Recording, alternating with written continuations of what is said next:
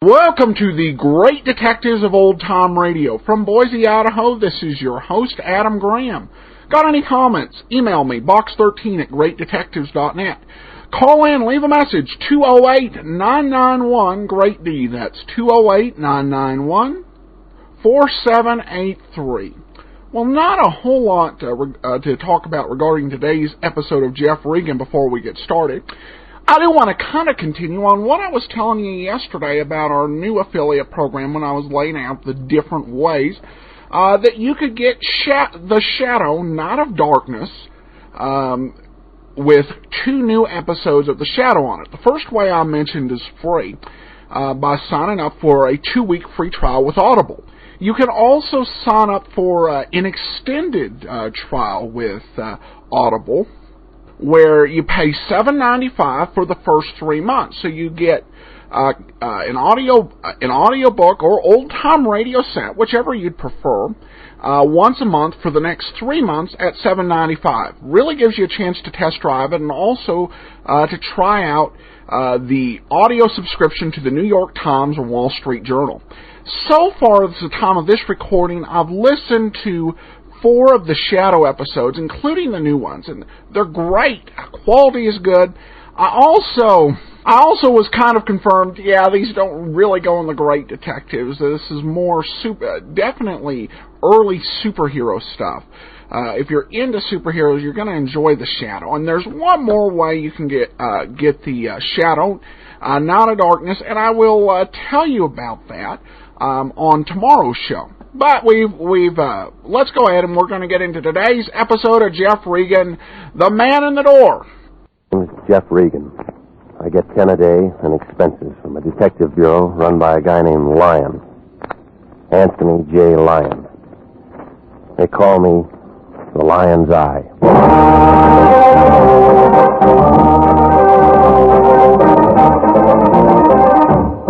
With Jack Webb as Jeff Regan investigator, stand by for hard-boiled action, mystery, and thrilling adventure in tonight's story of The Man in the Door.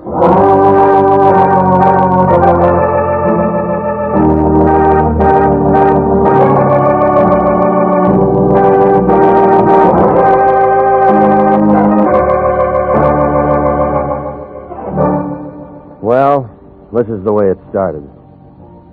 The Lion called about 4 o'clock that afternoon. Said he wanted to see me down at the office. I argued a while and finally told him I'd be there. Melody was sitting in front of her typewriter when I came in, putting a new coat of paint on her nails. She handed me a blank contract with no dates filled in, jerked a thumb toward the Lion's Den. I went in. Regan, I'm glad you got here. What do you know about architects? They draw things. I know that much, but what about bids and all that stuff? Well, they figure out what a building's going to cost, don't they? Go on. If whoever's paying for the building likes what they write down, then they're hired. A couple of architects, maybe 3 or 4, make bids. Well, I suppose so. Low man gets the job. Why? Our client's an architect named Dudley Haynes, an office in the Park Central building. He thinks maybe the bank that's handling his bid might try to put something over on him. Banks don't do things like that. He thinks maybe a guy who works at the bank might be taking dough to shove his bid under the counter. Why didn't you say that in the first place? Because I'm saying it now. Haynes wants us to look into it. All right, who do I see? Haynes first. I only talked to him on the phone. I told him we'd have to have a contract and retainer before we did anything. That figures. So hop over there and find out what's what and make him sign that contract and get a check. Anything else? Make sure it's certified and call me if you run into any trouble.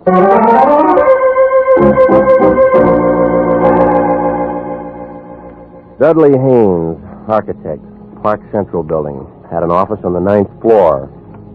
When I went in, a girl with hair that figured to be blonde right down to the roots pulled off her glasses and put out her cigarette. And she kind of eased out of her chair behind that desk and moved toward me, like a panther looking for a meal. My, you're tall, aren't you? There's nothing I can do about that. Mr. Lyon said he was sending us one of his best men. He always says that. I think he meant it this time. He's an awful liar, lady. Dorothy. Dorothy Nolan. Fits. The name or the dress? Both. What's yours? Jeff Regan. Well, now we know each other. That's nice. I came to see Haynes. He wants me to look into something for him. I know. He was expecting me. I know. Well? I hope you have to look into a lot of things. For Haynes? No. This is his office, isn't it? Mm-hmm. But he spends most of his time in 902 into the hall. Makes his blueprints up there. I'll take you. You are tall.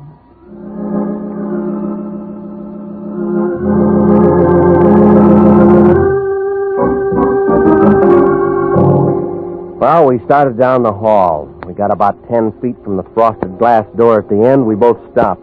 We were looking at the outline of a big man behind the door. Both of us expected him to open it and walk out. Oh, he came out all right, but he walked right through it. Oh, he's been shot. Oh. You know him? It's my boss, Mr. Haynes. No, it was your boss, lady. He's dead.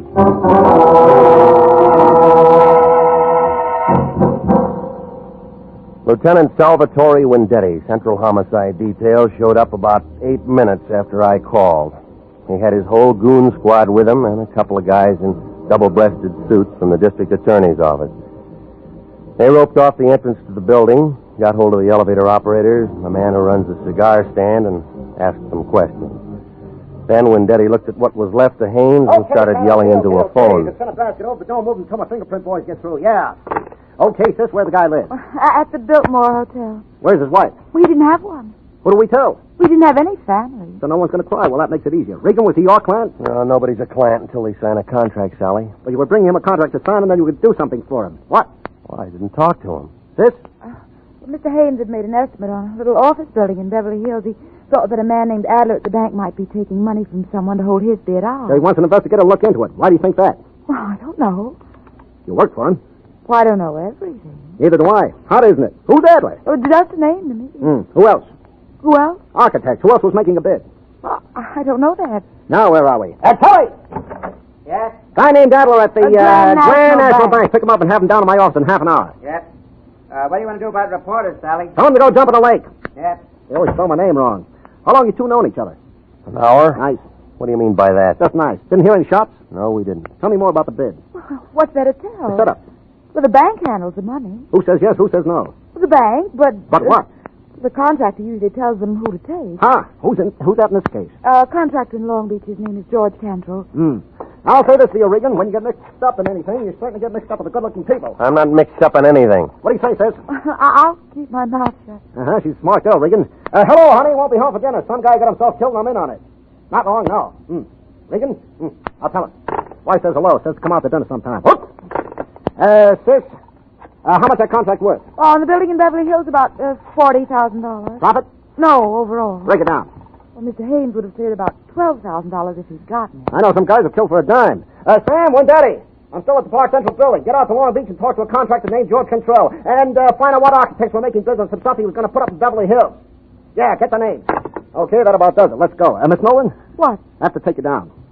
Jeff, can you do that? Well, you're a material witness. Well, what are you? He's a bystander with a built-in lawyer. Well, I do, Jeff. Go with him. Why do you want to spend the night in jail? I just worked for Mr. Haynes. No phone calls. This is a murder case. Well, get me a lawyer or something, Jeff. You know a lawyer? No. Wait, yes, I do. His name's Dave Henderson. He lives at 1648 Claremont Place. Will you see him for me? Tell him I'm in trouble. Yeah. Check, Sally? She didn't make a phone call, and I like her, too. Well, look, he may not be able to do anything for you tonight. It's almost 6. But you'll see him as soon as possible. Yeah? Tell him I'm scared, Jeff. Scared stiff.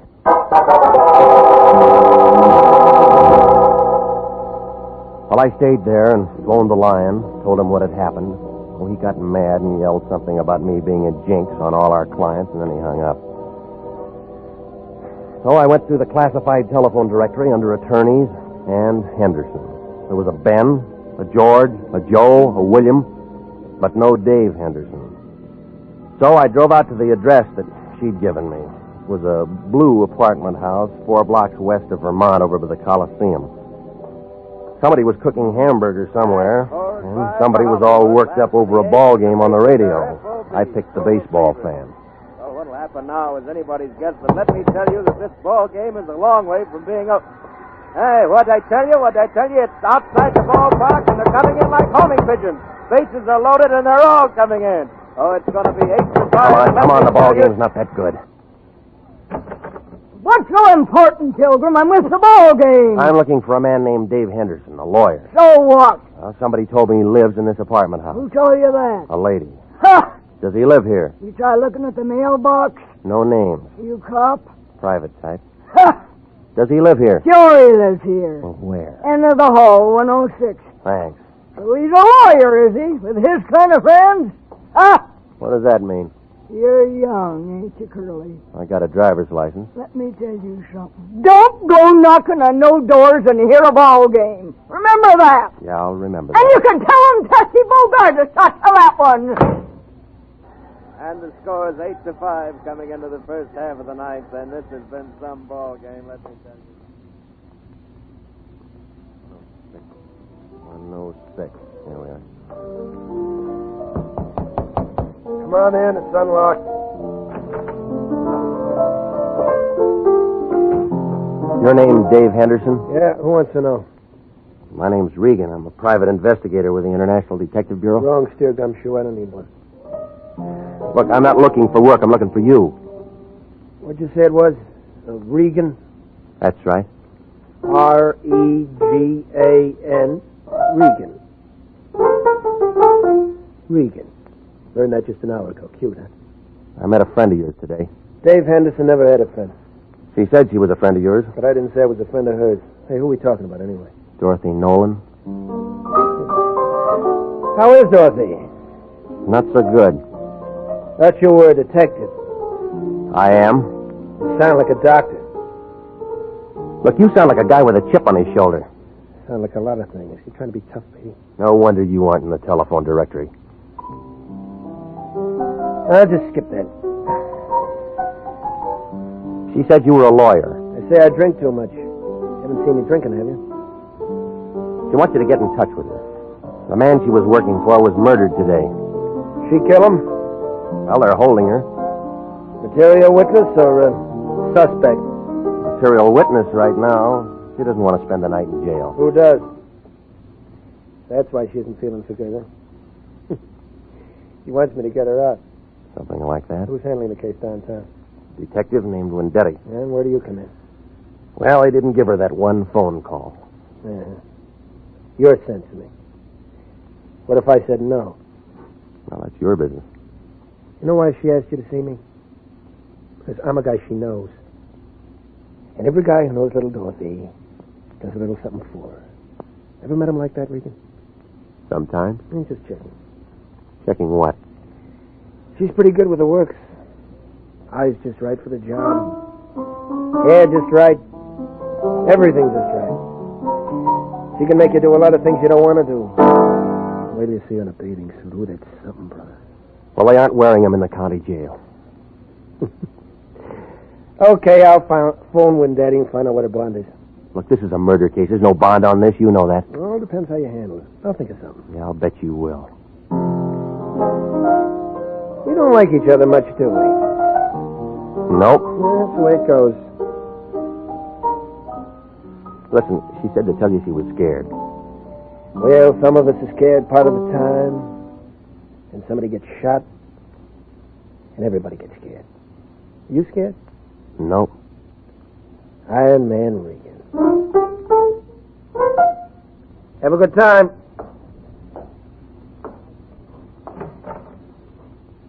Did I say Haynes was shot? No. You didn't say a thing. See you somewhere, Peeper.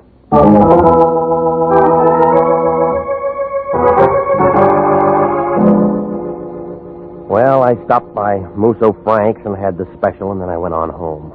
I tried to make a couple of calls, but Wendetti was out, and the desk sergeant thought I was a reporter, and he wouldn't tell me a thing about Dorothy Nolan. While I was sitting there, the phone began jumping around on the hook. Regan? Yeah. This is me. Where you been? I called your place 20 times, but I've called it once. Well, I've been busy seeing a lawyer. What do you need a lawyer for? You aren't married. Somebody else needs one. Who? Dorothy Nolan, that blonde who worked up in Haynes' office. Wendetti's holding her. Good. I want you to go down and see her. What for? We can still make something on this thing if we play it smart. And when I talked to Haynes on the phone this afternoon, I told him I wanted a certified check. So what? So that means there's a check for $100 lying around his office somewhere, and it's made out to International. Look, he's dead, remember? Everybody dies. Don't worry about it. We weren't even hired. We had a verbal contract. We had nothing. That check's no good to anybody but us. We didn't do anything for him. We'll buy him some flowers. Now hop down to the pokey and see that dame and find out where that check is. We can't do that. I talked to Harry Presidio, and he'll give us a lien to get in. Hello? Hello? Regan, you still there? I was still there, but I wasn't listening to the Lion. I was looking at a skinny little man with one leg. You still there? Now, don't ask me how he made it inside my door. He was just there, propped up on a pair of crutches, swaying back and forth, watching me with a couple of sick gray eyes that were so full of water you'd think they were going to float right out of his head. All at once, he went down like a busted sugar sack. He'd been shot twice through the neck with a small caliber gun, a 25, 32, I don't know. I found a dozen razor blades in one pocket and 2 dozen sets of shoelaces to go with them. There wasn't anything that told me his name, but there was a picture inside his shirt pocket. One of those things that you have taken in a penny arcade, you know, in front of phony pasteboard props. Well, a man with one leg was looking out from between a pair of painted angel's wings. And the guy standing next to him, who was smiling up at the halo, was the same man that I'd seen that afternoon. An architect named Haynes. A man who needed a private detective. A man who walked out a glass door and then dropped dead. And the one printed word above that picture stuck out like a wart on an egg that said, Happy Land. You are listening to the story of the man in the door. Tonight's adventure with Jeff Regan, investigator.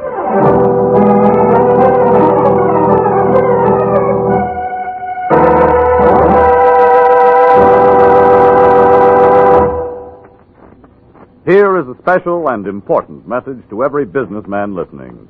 To every businessman, regardless of the size or the type of his business.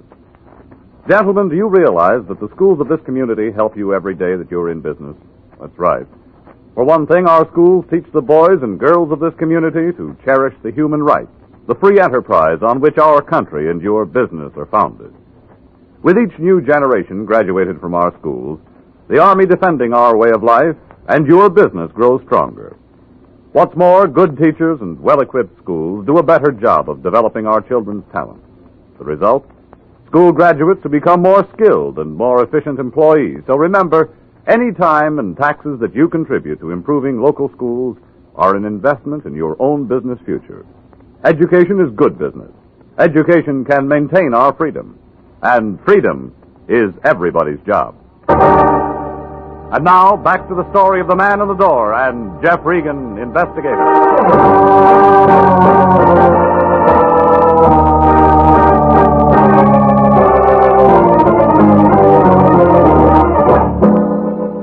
Well, I left the little man with the one leg lying there. There wasn't much I could do for him. I wanted to wait before I called homicide. I took the picture I found in his pocket and I drove to Happy Land. It turned out to be an open-air penny arcade on 5th and Main. Smelled like all the hot dogs in the world had been made right there. There were machines all over the place telling you how strong you were, how rich you'd be, and who you'd marry. All for a penny. I guess it wasn't much of a bargain. The only customer was a sailor trying his luck at the shooting gallery. Back in the corner, a tired-looking girl in light blue slacks and a dirty gray sweater was sitting on a stool by the hot dog counter staring at nothing. Want some pennies? Not right now, no. Oh, just looking? Go ahead. When you figure out where you're going to spend your money, come back and I'll give you some change. You got a picture gallery here? Oh. Don't tell me you're a real big spender and want to have your picture taken. Maybe. You got one? Yeah, we got one. Where is it? In there. If you really want to get your picture taken, I'll climb off this stool and take you back. I want to tell you now, if you're just trying to be sociable, you can go and fly a kite. You run the picture concession? I run the picture place and the hot dog place, and I sweep out in the morning. Oh, I wish I had better brains than to marry that slob and get myself stuck in a cheap dump like this. All right. Do you remember taking this picture? How would I know? I take a lot of pictures. Well, come on, look at it. All right. Yeah, I took it. That's what sold you? When? How do you think I am? Can't remember what night it is every time a pair of drunks comes in and wants their pictures taken together. Well, try to remember, will you? You're a real wise guy, mister. You don't want no picture. You just want some talk. You a cop? Friend. I met the little guy in the picture once. Dusty? What was that? I thought you said you met him once. Well, we weren't introduced. I just met him. Who is he? Dusty Rhodes. Works the circuit. What circuit? Fifth and Main, STEM. Business section. What kind of business? Dusty handled the razor blade and shoelace traffic. He hates pencils. What did he do when he wasn't working? What does anybody do? He went out and got loaded. Go on. Now, you don't know him very well for a friend. How am I going to know I'm not getting Dusty in trouble talking to you like this? Nobody can get him in trouble anymore, lady. What do you mean? He was shot tonight. Oh, no. Oh, poor little guy. Do you know where he lived? Seashore Hotel. The Seashore Hotel. Oh, gee, Miss Nancy. Oh, I'm real sick.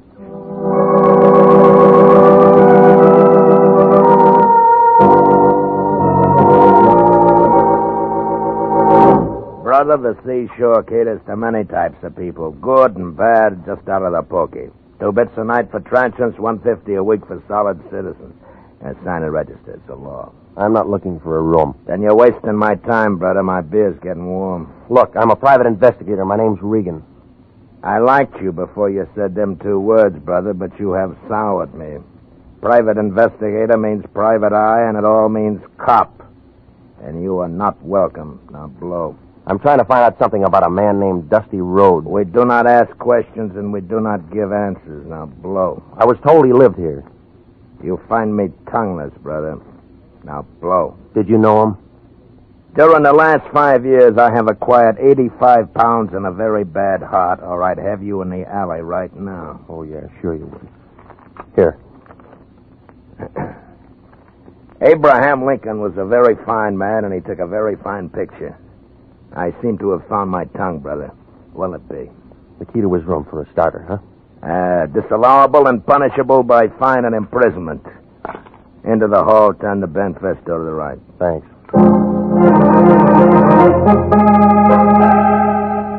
Well, I don't know what I expected to find there. Outside of more razor blades and more shoelaces was a little room full of dirty white curtains and a wire bed that sagged in the middle. I was standing there watching a neon sign advertise beer a block down the street when I thought I heard somebody behind me. Whoever it was had been drinking bad whiskey, but he was still pretty good. It landed a quarter of an inch above my right ear, and I piled up in a lamp, a chair, and a pitcher full of water. 5 berries gets you a look, brother, but doesn't get you a room. Besides, it's already taken and the bed's over there. Now, come on. Oh. You didn't go to sleep, brother. You was knocked asleep. Oh. I apologize. What a game. Who came in after me? You're the only one. You sure? My name's Sam Preacher. Brother, I'm very sure. Well, maybe he was waiting for me, huh? I don't generally ask him, but the question is this. Why? Oh, I don't know. Unless... What's the matter? Something missing? Just a picture. You can get lots of pictures. You didn't see anybody? That makes the 3rd time, brother, and the answer's still negative. Okay. Then let's blow, buddy, huh?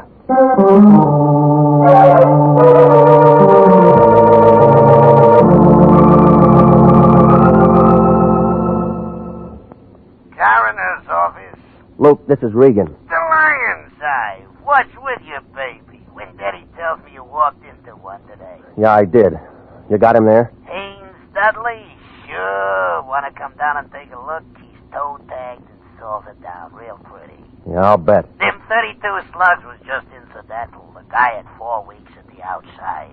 All right, give it to me. Haynes Dudley was dying from malnutrition, alcoholism, and a couple other things with long names. Give me one long name. Diabetes. He didn't take good care of himself. Funny, A misspent life.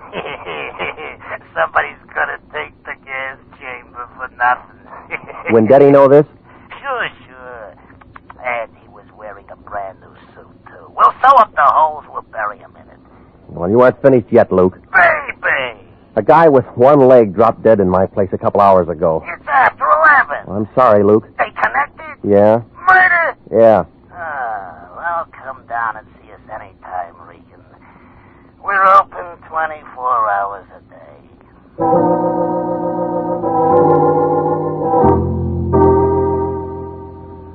Well, at the homicide office, they told me she'd been released about 10 o'clock. They said a lawyer named Henderson had put up the bail and handled the whole thing. They gave me an address on her when I went out there. It was a bungalow court on Normandy, and it took her a long time to answer the door. Oh, you. Yeah, tell me how tall I am. I'd love to, but not right now. They told me you'd been out since 10 o'clock. Maybe I should have come sooner.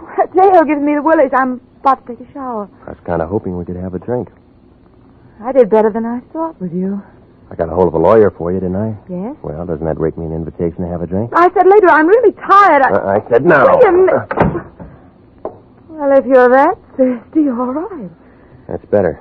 Isn't every day my boss gets killed and I meet a private detective? I need a drink. I was slugged tonight. Slugged? Yeah, right here, see? Oh, it looks nasty. Why didn't anyone do that to you? Wanted a picture I had?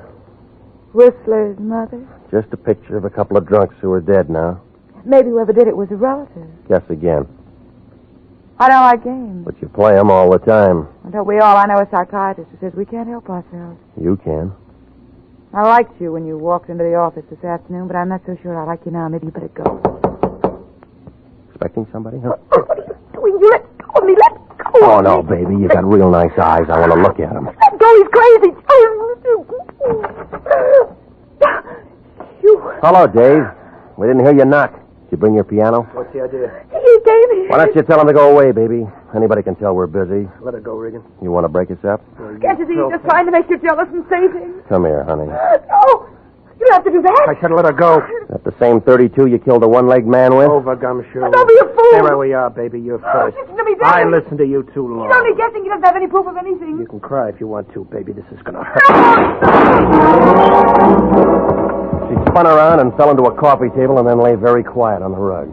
Her eyes were open and she didn't say anything. She just lay there looking up at him. I couldn't tell where she'd been hit. He seemed to forget all about me because he walked over to her, knelt down beside her, put the gun right up against her head. This is awful close range, baby, but I can't afford to miss. Neither could I.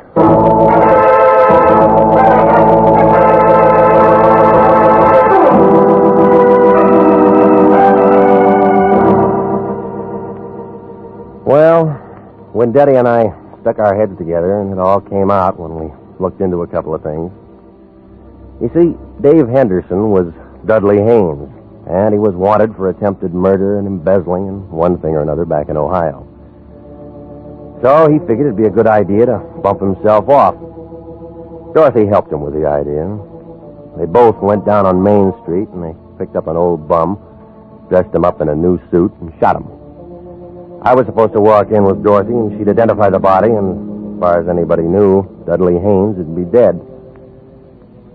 Dave didn't figure that she'd be taken down. She didn't figure that she'd get scared, and neither of them figured the man with one leg was a pal of the man that they'd shot. Well, it seems that they'd looked through a lot of files, and they'd figured that a lot of murders go unsolved. Maybe they do. I don't know. Well, anyway, He sat down on that little bench up there in San Quentin last week. The one with that bucket of acid in the room. Oh, he held his breath as long as he could, but everybody has to breathe. He's buried up there with a lot of other guys that figured they could get away with murder. Dorothy? She wasn't hurt too bad.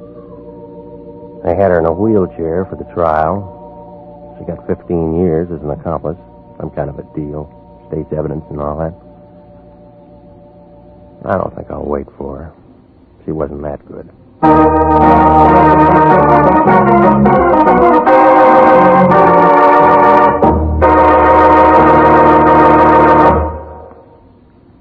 Jack Webb is featured as Jeff Regan, with Wilms Herbert as Anthony J. Lyon.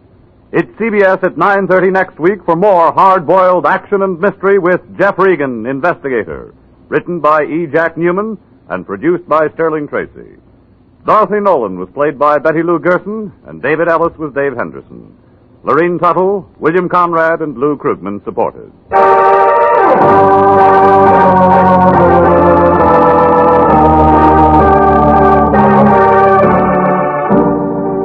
It's perfectly natural and wholesome for some men to want to leave great wealth behind. There's a druggist in a small town in Pennsylvania who'll do that. The wealth he'll leave behind will make many lives easier and happier and finer down through the years. For he was the principal donor of an outdoor meeting place for religious services in a Boy Scout camp in the Poconos. Working with his neighbors in community activities, he saw the need of this improvement, helped to install it. That's the kind of wealth that you can bequeath to generations coming on as you enjoy the freedom of working with your neighbors for the betterment of your community. Freedom that can be anybody's pleasure is everybody's job.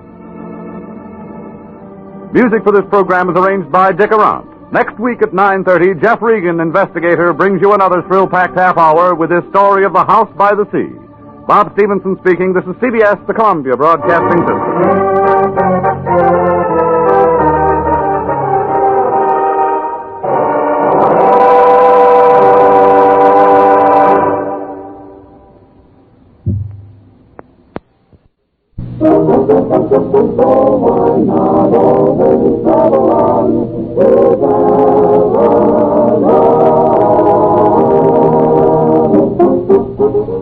Yes, you'd never guess, but Avalons cost only 10 cents plus city or state tax.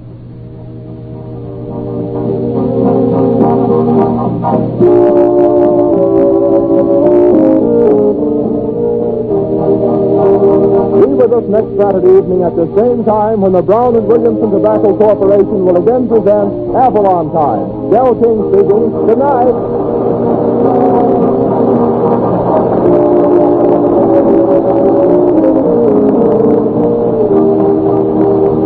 Included on the show tonight, the tune I Poured My Heart Into a Song, which is from the production Second Fiddle. Avalon Time reaches you from our Chicago studios.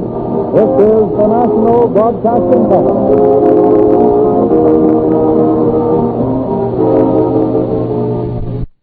Welcome back, Pilgrim. Yeah, they use Pilgrim again. I'm just going to keep noting that till we get to an episode where we don't hear Pilgrim. I have to say, CBS, of all the networks, is the one that was most willing to do long-term broadcasts for months on end on a sustaining basis. This week's show was brought by Pay Your Taxes and Give Your Money to Charity When You Die. Funny, because CBS tends to be the one that will do that the most. And that may be why they produce some of the best radio, because they didn't wait for a show, a company to be willing to step up and to buy the whole show. Most of the Johnny Dollar episodes were not, there wasn't any sponsor, so it was just pay your taxes and give, and leave your money to charity in your will. Happy Land has to be one of the most misnamed amusement parks out there. You know, even before Regan told about the guy dying, the lady there was just absolutely surly and rude. And I think that somebody gave the police lieutenant way too much coffee before that episode. Either that or this is a recording with a sped up Wendetti.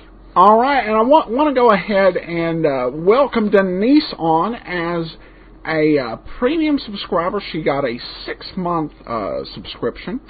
And if you're interested, go to premium.greatdetectives.net. We have lots of extras we post over on the premium site, including commentaries on the movies we play.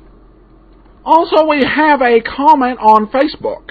Tony writes that he's been listening to old-time radio podcasts for 2 months. I found the Johnny Dollar episodes pretty good, along with Box 13. I was amazed how much Jack Webb did back in the 40s and 50s playing the private eye or the heavy. Keep up the good work. By the way, on many shows, I heard advertisements for a show called Last Man Out. Do you have any of these shows left or any history on them? Thanks. There's only one episode in circulation, and it doesn't really fit with a detective show. But I'll be glad to tell you what little I could find on it. It was actually a show that was about communism, but it was different than a lot of the spy shows out there. Like I Was a Communist for the FBI. It was hosted by writer Richard England. And Time Magazine wrote about him that he wants to get the last man out of the Communist Party, the man America needs most. As English explained on his first program, when a drunk quits, he can go to Alcoholics Anonymous. When a commie gets out, he has no place to go. Maybe this program can do something about that. And it was really a different show than a lot of the spy shows. The spy shows, to be honest, I think could make life very difficult for a communist. If all you knew about communist was what you heard on, say, I Was a Communist for the FBI, then you would assume that anybody who was at any time affiliated with the Communist Party would be involved in, say, espionage with the Soviet Union and Eastern Bloc nations. And while some of that went on, a lot of people never got involved in anything like that. They got involved because of things that they were concerned about, that they thought the communists were going to address, and they became disenchanted with that. And that was really the type of person that Last Man Out was trying to reach. The show ran for 6 months, never really got a sponsor, and in some ways it was definitely, I think, a humane approach to reach out to some people who'd gotten involved in the Communist Party and not saying anything that was illegal, but to kind of give them a way that they could feel that they could leave, that they could tell their story, and in that way undermine communism. It was a very interesting approach. It didn't work out on the radio. Spy stuff may have been a bit more exciting, but yeah, that was Last Man Out. And I hope that answers your question. Got any comments? Feel free to email me, box13@greatdetectives.net. Cast your vote for the show on Podcast Alley, podcastalley.greatdetectives.net, and become a fan of the show on Facebook at facebook.greatdetectives.net. From Boise, Idaho, this is your host, Adam Graham, signing off.